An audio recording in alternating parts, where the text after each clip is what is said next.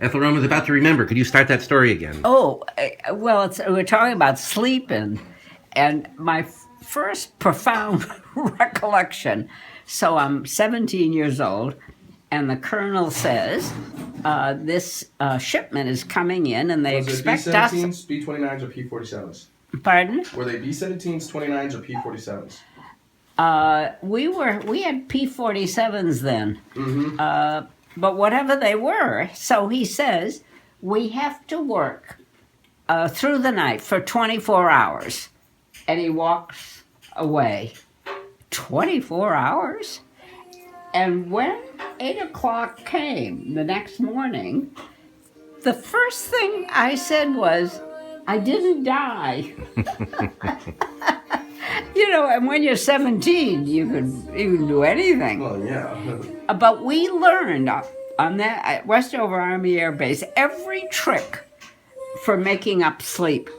And I had to tell a nurse the other day. She had been going a long time, and she was exhausted. She's taking care of somebody. Mm-hmm. So they taught us, lie down, put your feet up on the chair. Lie down this way, put your feet up the back. You want the blood coming into your head. Mm-hmm. So I know 50 ways to, if you do that for 20 minutes, it's worth 2 or 3 hours of sleep. And what about the shower? Well, they taught us how to take a shower. You put your back toward the if that's the where the water is coming out.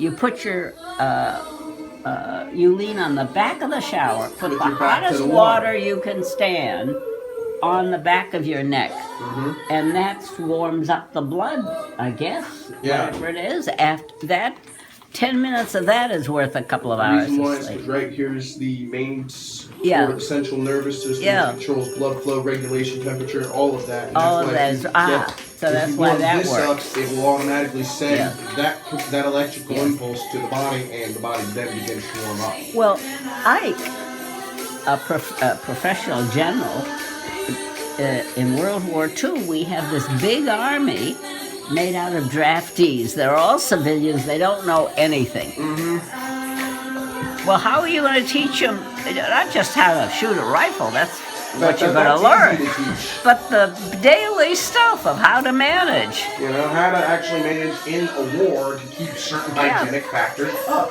And so we were the benefits of all of that. I'm sure a lot of the soldiers resorted to the old billy can method. Hours out in the field. What's that?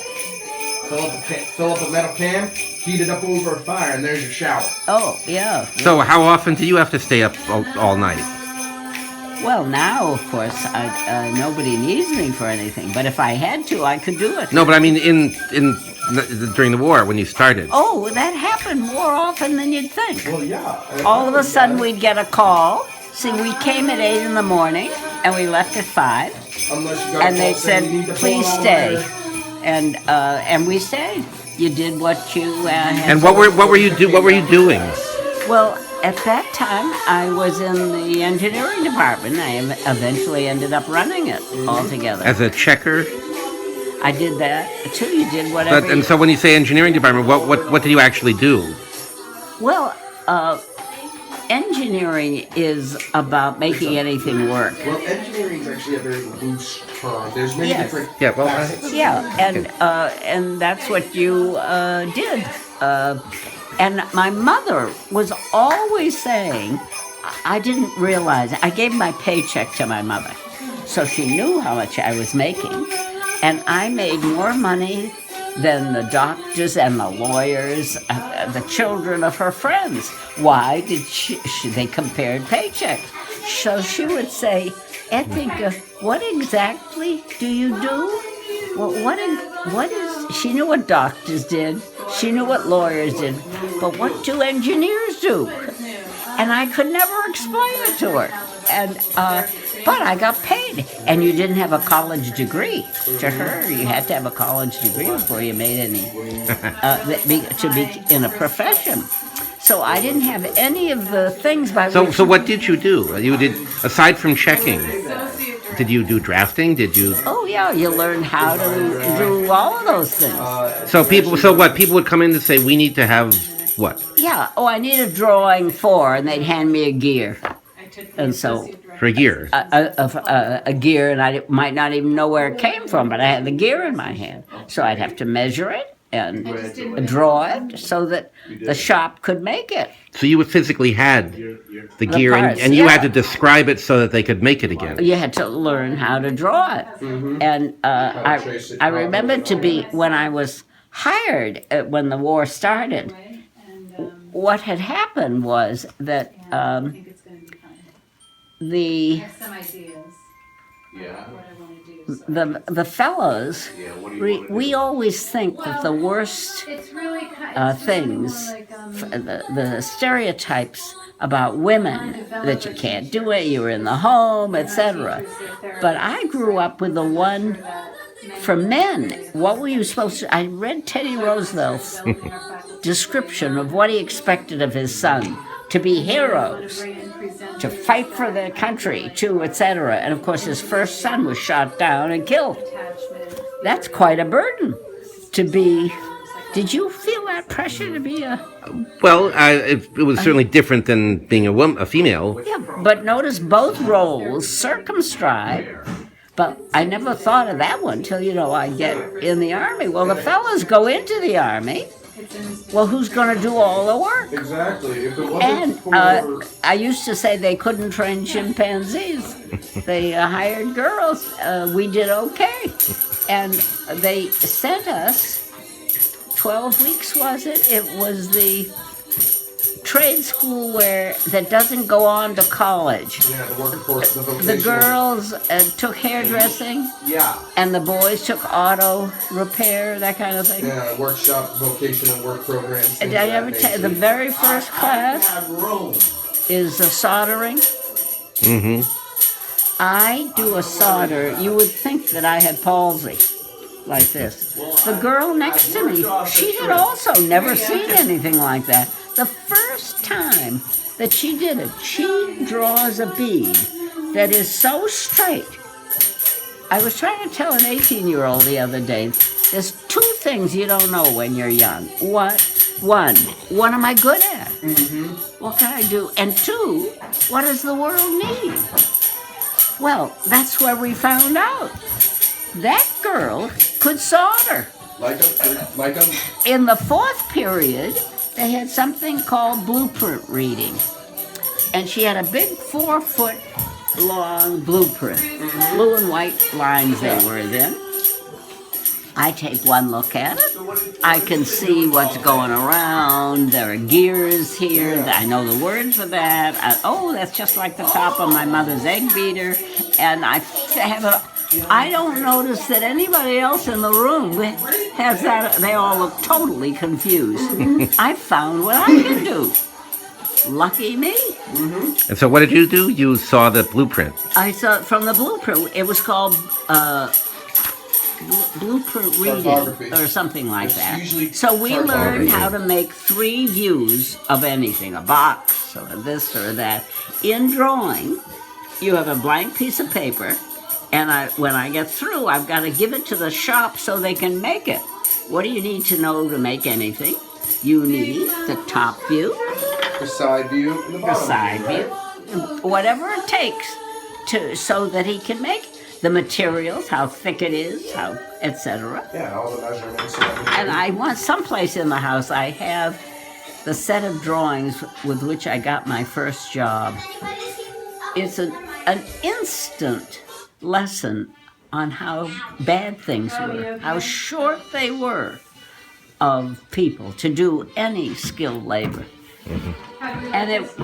And I never heard girls can't until VE Day, Victory in Europe, which is May 7th or 8th. Something like that, yeah. 9th, something like that. We could Google that. Probably. And what happened, I used to tell that story. After the war, they sent me out to what were called WWII groups, Women in Engineering. And it's May the end of May, and there's a colonel that comes in. And one of the advantages of working on a military base is you always know people's rank because they're wearing it. Yeah, you can tell. In the outside world, it's dishonest. You have to see, are they wearing expensive shoes? What kind of ties are they wearing, etc. I know people that don't hire you if you didn't wear it unless you wore a Gucci tie.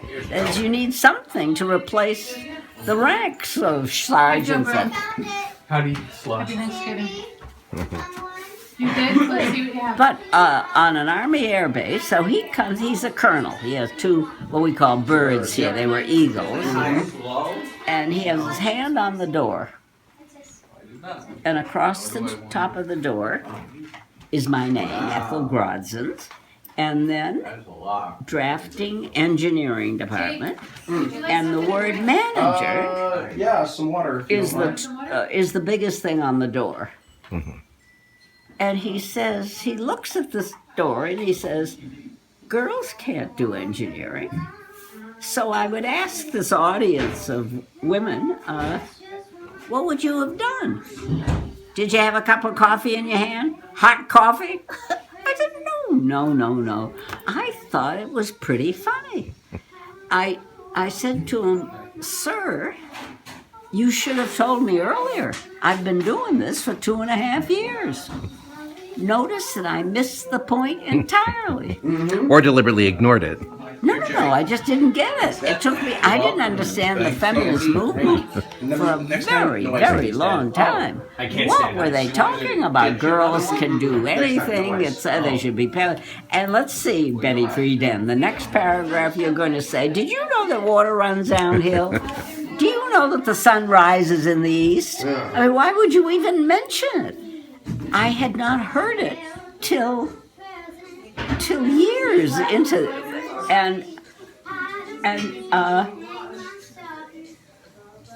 so I didn't get it at all, and I didn't help him. He's a young man who has gone off to give his life to his country. He could have died. Comes back, there's a girl running engineering. The whole world is upside down. Do I help him? To tell him that the world has changed? No, I'm laughing at him. Sir, you should have told me earlier, etc. So I didn't get the feminist movement for a very long time.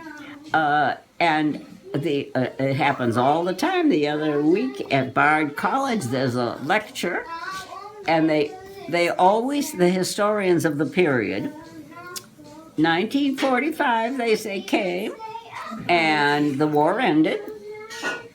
And so the boys came back and wanted their jobs back at Ford or wherever they worked. And so the girls went back to the kitchens. And I always had this little silent quarrel with myself, should I? But I raised my hand and I said, you know, Professor, you've got to go look at your history. That's not what happened. Europe, we bombed Europe to smithereens. Germany wrecked the industrial capacity of England. Japan wrecked China, and then we wrecked Japan. Well, the thing about China, though, is Japan had been involved there since '37. Each one of those You know that, right? Well, whatever it was, if you wanted anything after the war, if you wanted a toaster, you came here.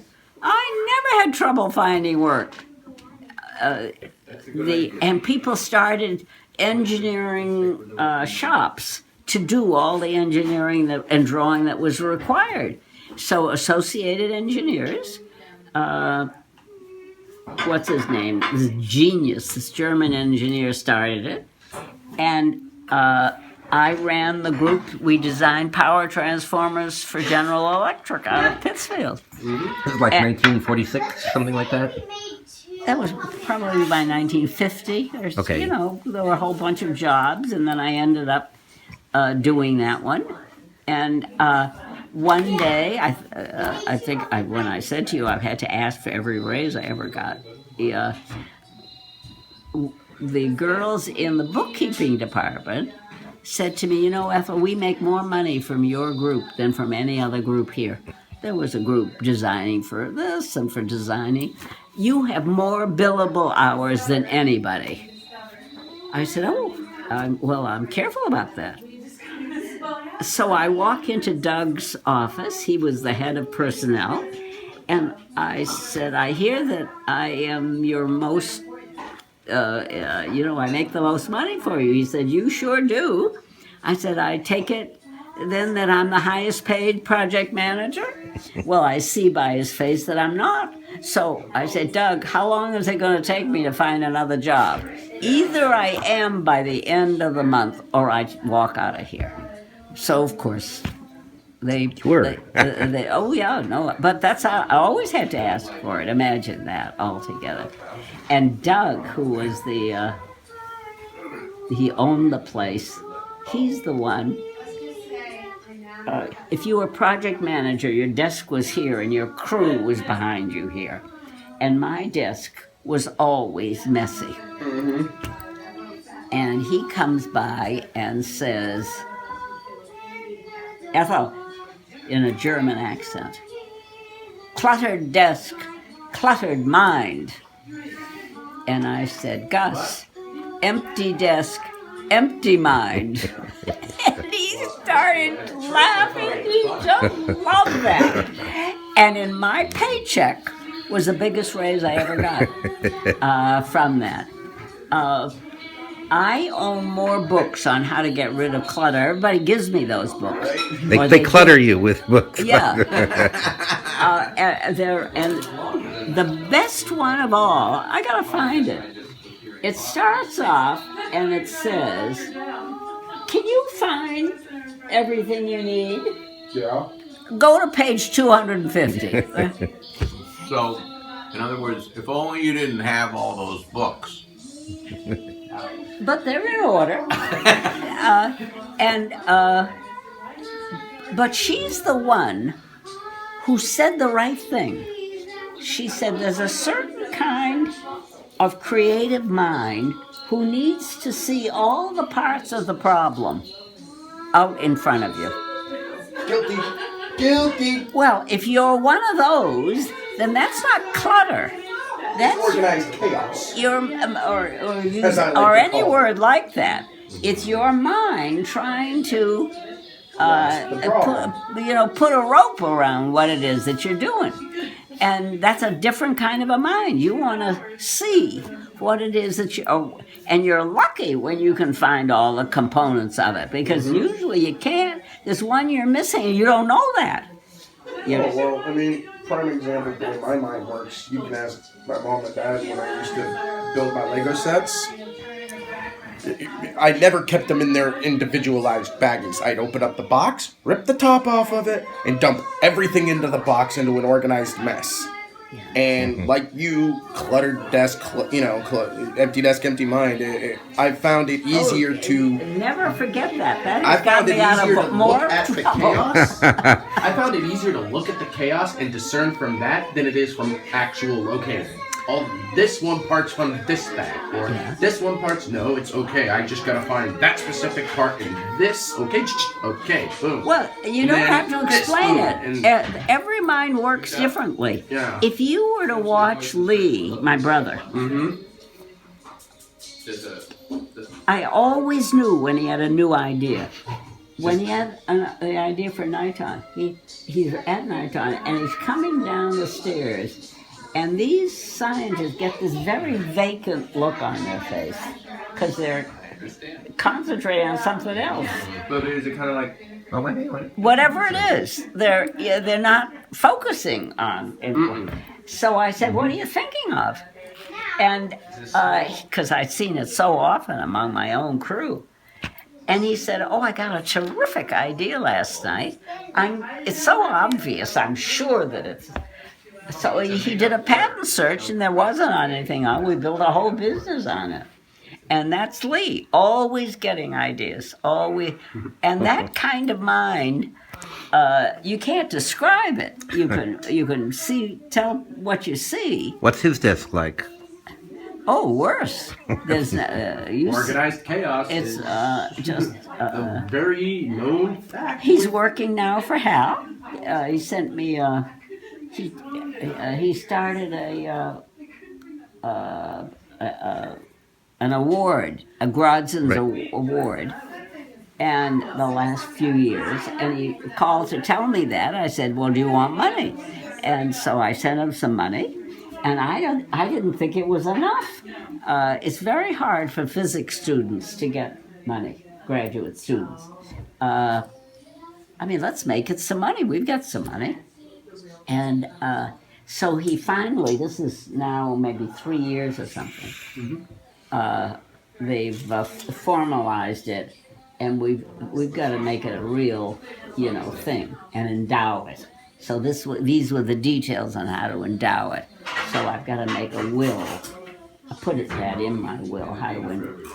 And he is unexpectedly, the prize has attracted the most brilliant students. He's just delighted with them. He's just delighted. Why was that unexpected? Well, good question. Why? Because he's not a people person. The biggest thing I had to learn about my brother, than whom you cannot be smarter, he doesn't know how to run a business. He had called me up one day to say, if I don't start a business now on Route 128 like all my fellow professors, it'll be too late. I said, does that mean you need some money? So I sent him some money. And a few months later, I said, how's it doing? Well, it's not doing very well. I said, let me come up and see what's going on. And this brilliant, you can't be smarter than Lee. Right. Just I don't even think of it as a skill. One of the things that he doesn't do well, when people disagree or argue or they say mean things, he runs away. He doesn't know how to handle that. He takes that too seriously, like those are real equations, the words coming out of So people. how do you handle this? What's that? How do you handle that? How do I? You were a manager for a long time. Oh yeah, that's the best thing I do. Well,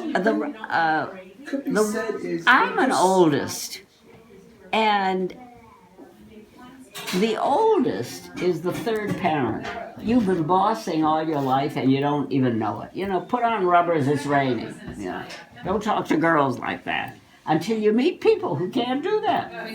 And then you know that it's a skill. Kind of like running a business, it's not something that everybody knows how to do. No, it turns out most people don't. The first study that we have on management, I'm writing a book on management, goes back just before you kids were born. Fortune 500 CEOs and presidents, all male at that time, 90% were only sons or oldest sons. Yep. And I knew right away what that meant. Now, 10% weren't altogether. And in our family, the youngest is the one who knows how to run anything. Joe could run anything altogether. David wouldn't even think of, doesn't know, well, if you gave it to him, he could run it. But that's not how his mind works. So it's true for wherever you are in the family. You've been running it and you don't. I would not be able to run a business. Now, as far as, helping in certain areas within the business, depending on what that area is, I might be useful. Yeah. I mean, as you said, I've got a designer's mind. I can read blueprints and I can do maps just... But I don't even... Those skills are not what's required. Well, like what's an example of a really big disagreement that you wended your way through? Oh golly, I never can think of them. I'll have to think about them. But people are funny. I mean, they're people. I'm reading this book for children, how to play chess, and people are like chess pieces. Some people just go on the diagonal, and some people are always hopping, and it's like they have this set personality, like a chess person altogether. Okay, and that's, I think, where I'm going to end this.